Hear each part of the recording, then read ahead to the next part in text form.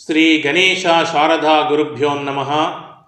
శ్రీ విశ్వావసునామ సంవత్సరము ఉగాది శుభాకాంక్షలతో ఈ సంవత్సరము వృషభ రాశి నుండి మిథున రాశిలోకి గురు భగవానుడు మే 15 నుండి మిథున రాశిలోకి ప్రవేశిస్తున్నాడు.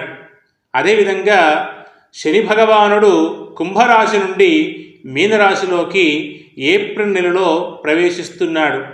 ఈ రెండు గ్రహముల యొక్క గోచార సంచార స్థితి వల్ల ఏర్పడు ఫలితములను మనము కన్యారాశి వారికి చెప్పుకుందాం. మొదటగా ఈ కన్యారాశి వారికి ఆదాయం 14, ఖర్చు 2. ఈ యొక్క కన్యారాశి వారికి గురువు 10వ ఇంట ఉండటం వల్ల చేయు వృత్తుల యందు లాభములు, అన్ని రంగాల వారికి లాభములు, ఇంటి యందు వివాహాది శుభకార్యములు చేయుట, నూతన గృహ నిర్మాణ విందు భోజనములు, అనుకోకుండా బంధువుల రాక, ఇంటి యందు పండగ వాతావరణము ఏర్పడుట, నూతన వస్తువులు, బంగారము, వాహనము, భూమి కొనుట, తీయని పదార్థములు భుజించుట, సమాజంలో స్థాన గౌరవం ఉంటుంది. కుటుంబంలో మరొకరికి సంపాదన ప్రారంభమవుతుంది, అది మీకు సంతోషాన్ని కలిగిస్తుంది.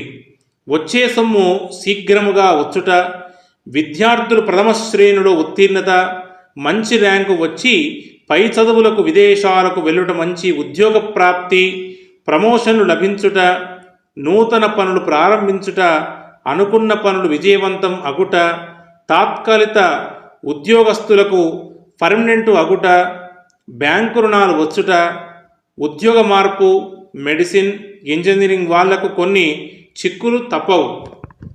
మరి వకీలు, డాక్టర్లకు మంచి పేరు వచ్చుట, గతంలో నిలిచిన పనులు నెరవేరుట, వ్యాపారం మార్పు, ఉద్యోగం మార్పు, మీకు రావలసినటువంటి ధనం రావటానికి అనేక మార్గములు ఎన్నుకొనుట, ఇంటియందు అందరికీ ఆరోగ్యము, మనస్సునందు సంతోషము, మాతా పితృభక్తి, మంచివారితో స్నేహం చేయుట, మీ యొక్క పేరు ప్రఖ్యాతులు పెరుగుతాయి. ప్రయాణ లాభములు, ఉపయుక్తమైన ప్రయాణాలు చేయుట, సహోదర సహోదరి వర్గానికి చెందిన బాధ్యతలు మీ నెత్తి మీద పడుట, ఉన్నంతలో విలాసవంతమైన జీవనం సాగిస్తారు. భూ ధన ధాన్య లాభములు, రియల్ ఎస్టేట్ వారికి మంచి అనుకూలంగా ఉంటుంది. శని భగవానుడు ఈ యొక్క కన్యారాశి వారికి 7వ స్థానంలో ఉండటం వల్ల ఏదో ఒక రకమైన టెన్షన్ పడుట, ప్రయోజనం లేని ఉద్యోగాలు చేయుట, రోజువారీ ప్రయాణాలలో జాగ్రత్త అవసరము. పొత్తు వ్యాపారమందు మోసము, నమ్మినచో నష్టపోదురు. కఠినమైన నిర్ణయాలు తీసుకుంటారు, కానీ ఆచరణలో సాధ్యం కాదు.